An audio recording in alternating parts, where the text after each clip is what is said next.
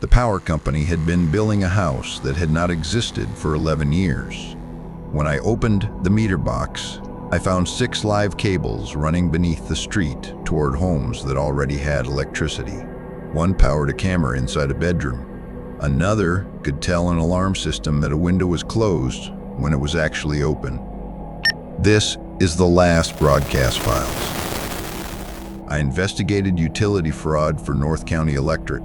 Most cases were simple: bypassed meters, illegal extensions, landlords feeding several units through one account. The Weller Street account was different. It used almost no electricity during the day. Then, sometime between 1 and 4 every morning, the demand rose for several hours before falling back to nearly zero. The address belonged to a house demolished after a fire 11 years earlier. There was no rebuilding permit, trailer, or shed. Nothing there should have been drawing power, but the account had never missed a payment.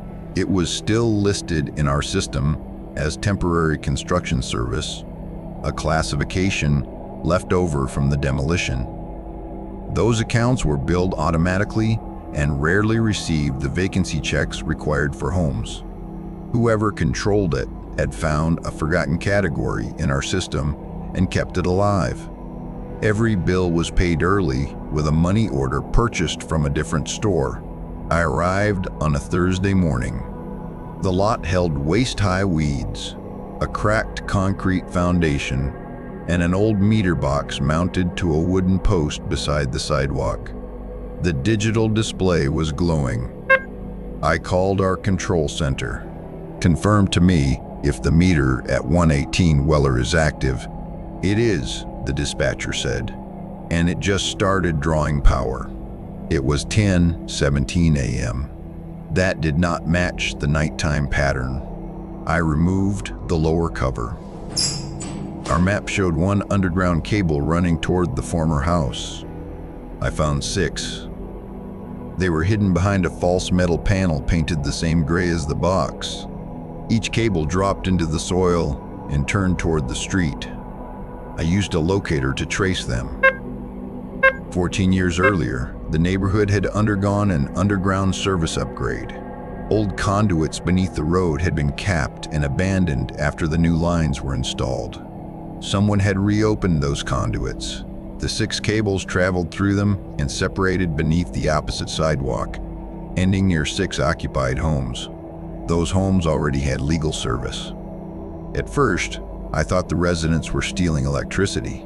Then I compared the vacant meter with their legitimate accounts. The empty lot used more power whenever one of the nearby homes used less. When a family turned off its lights, the vacant meter became active. When an account was placed on vacation status, its usage climbed for several nights. The meter was not following electricity, it was following absence. The first cable ended at the home of Arthur and Linda Harper. 6 weeks earlier, they had reported a flickering kitchen light. A utility technician had inspected the house. "He had the uniform and badge," Mr. Harper said. "He knew our account number." The man checked the basement panel, then said he needed to inspect the upstairs smoke detectors for a grounding fault. The Harpers left him alone. Nothing was stolen, so they never questioned the visit. Behind their basement panel, I found a black module with no manufacturer label. A thin wire ran upstairs and ended inside a smoke detector casing. There was a camera behind the grill. The lens faced the Harper bedroom. When I disconnected it, the meter across the street stopped drawing power. 3 seconds later, it started again. The camera had switched to an internal battery. The second cable led to a nurse who worked overnight shifts. Behind her alarm keypad, we found a device that recorded every code entered. It could also suppress one window sensor while continuing to report that the window was secure. The third house belonged to a mother and 2 children who were visiting relatives. Their alarm showed that every entry point was armed. The kitchen window was unlocked. Its sensor had been bypassed. Upstairs, A camera hidden inside a bedroom vent faced a closet, the bed, and a small floor safe. There were fingerprints in the dust around the safe. Nothing had been taken. They had not entered to steal. They had entered to learn where everything was. That was the moment the case stopped feeling like fraud. I remember looking at the empty beds and realizing someone had stood in that room long enough to choose the camera angle. By late afternoon, we had found devices in 4 homes. Some recorded video. Others tracked motion, alarm activity, and the sound of keys turning in front doors. Every affected home had received a utility visit during the previous 8 months. The appointments looked real. They contained correct account numbers, meter models, and notes written in the same abbreviations our technicians used. The employee credentials were genuine. The employees were not. One belonged to a man who had retired 4 years earlier. One belonged to a technician who had died the previous winter. A third employee had been living in assisted care since before the first appointment was created. All 3 had once worked on the same neighborhood upgrade project. The contractor that managed the project had received copies of our service maps, appointment templates, and temporary credentials. Its field manager was Everett Sloan. The company collapsed 12 years earlier, but Sloan had kept copies of the project records. That explained the old maps and abandoned conduits. It did not explain the current customer information. A security review found that someone inside North County Electric had been reopening retired employee profiles, copying live work orders, and forwarding personnel records to an external account. The access came from a current scheduling supervisor. By the time we identified her login, she had stopped answering her phone. That was when I made my mistake. I submitted an emergency disconnect request through our normal field application. 11 minutes later, the vacant meter dropped to 0. I had not touched it. Whoever controlled the system had seen my report. My phone rang. Caller identification showed our control center. A man asked for my employee number. I gave him the first 3 digits before realizing I did not recognize his voice. Then he said my full name. "Are you still standing at the Weller property?" I looked across the lot. No one was there. I ended the call. Our control center had not contacted me. The caller knew my name, part of my employee number, and my exact location. I had warned them and identified myself. Our security manager disabled my system access and brought in a police detective. We returned shortly after midnight. Near the old foundation was a rusted service plate marked on county plans as an abandoned electrical vault. The original seal was attached. The bolts were not. Someone had drilled through their centers, replaced the heads, and glued them back into place. Under the plate, a steel ladder descended into darkness. The air below smelled of wet concrete, batteries, and warm plastic. A relay clicked. Then a row of equipment powered on. The disconnect had not shut down the network. It had moved it on to backup power. The vault had become a surveillance room. 6 monitors displayed live video from the houses across the street. A bedroom, a garage, a rear hallway, an alarm panel, and lastly, the Harper kitchen. Mr. Harper was speaking to an officer beside his table. We were watching the conversation from beneath the demolished house.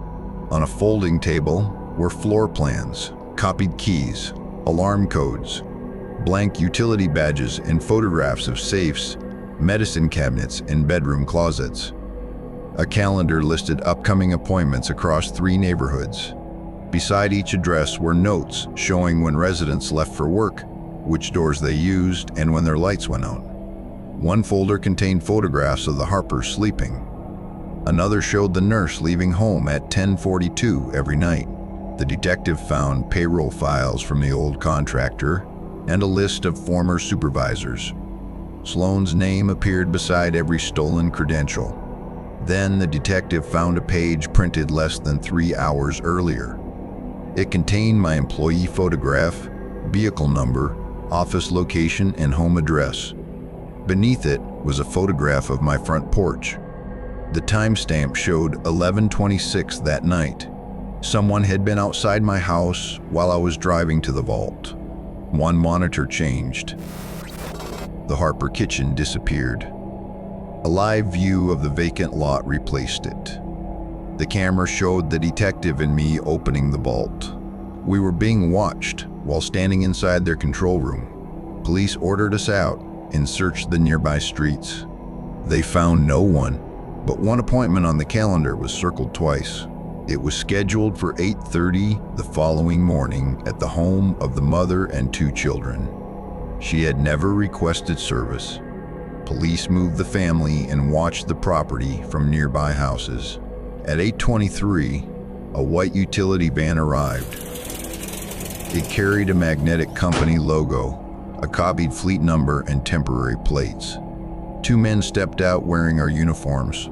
One went to the front door. The other walked directly toward the side of the house where the alarm cable entered. He removed a panel before police stopped him. The first man ran. He passed my truck, looked at my badge, and called me by my first name.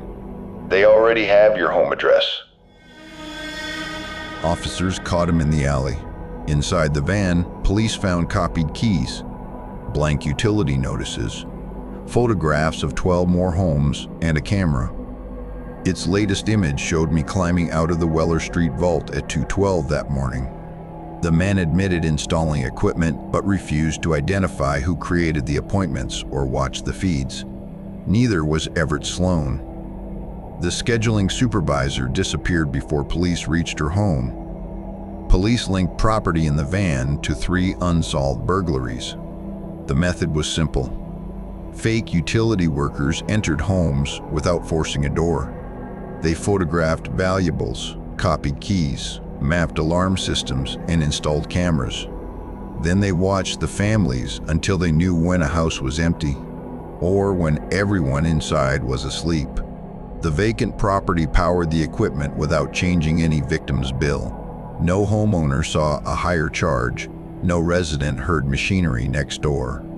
And because the account remained paid and misclassified, our system treated 11 years of nighttime electricity as normal. Investigators recovered devices from 19 homes. The cables were removed. The vault was emptied and filled with concrete. The stolen credentials were canceled, and every temporary service account in the county was audited.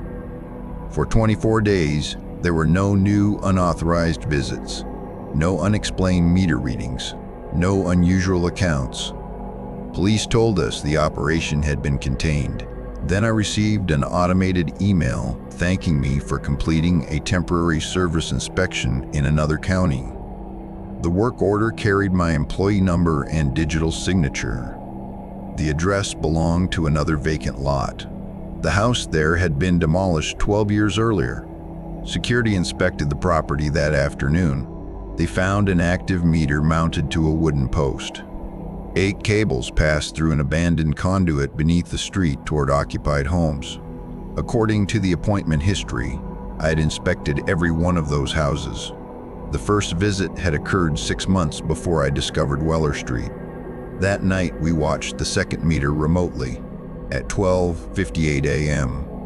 The final light across the road went dark. At 1:03, the empty lot began using electricity.